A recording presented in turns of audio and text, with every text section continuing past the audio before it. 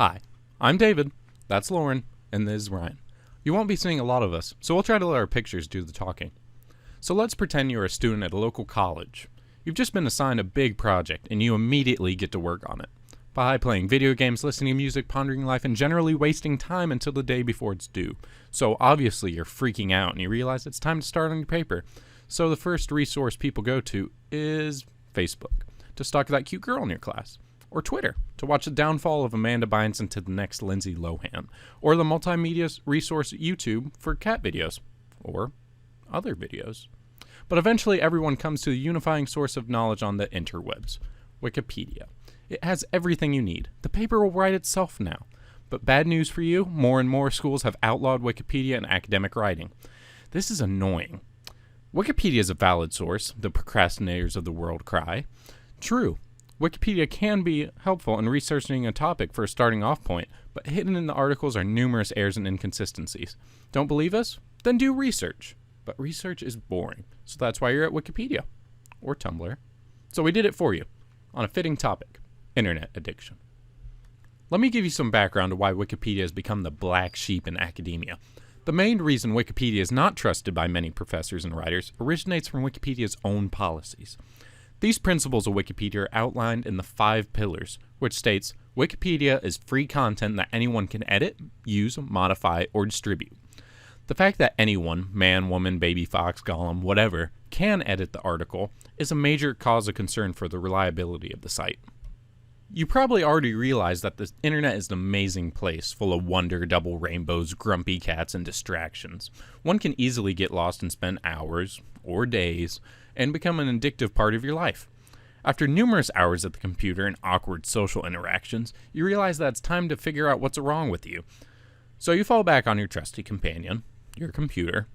You could always check WebMD. I wouldn't suggest it because it usually ends up with an awful diagnosis of cancer or something obscure and awful sounding like Otra syndrome.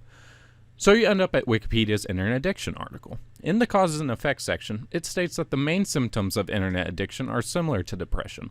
Outcomes are stated as well as the leading expert in the field, Dr. Kimberly Young, stating job loss, marriage breakdown, financial debt, and academic failure. Now, most people would stop right there, but we delved into the deepest reaches of this article, like Indiana Jones. All he did was research and not the cool stuff like finding the Ark of the Covenant and beating up Nazis.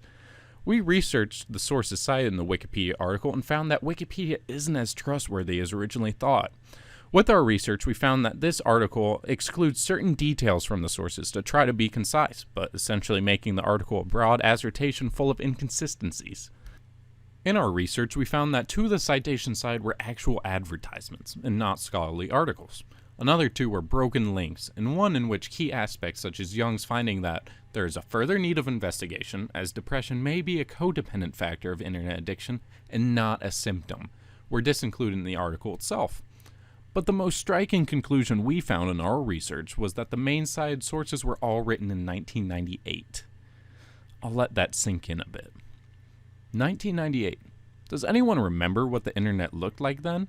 It looked like this, and sounded like this.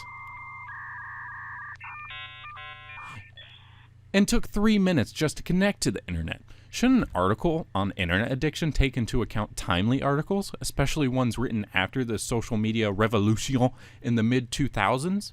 At the time of the writing of the articles, there was no such thing as Facebook, Twitter, MySpace, or YouTube, which makes up most of an internet user's time.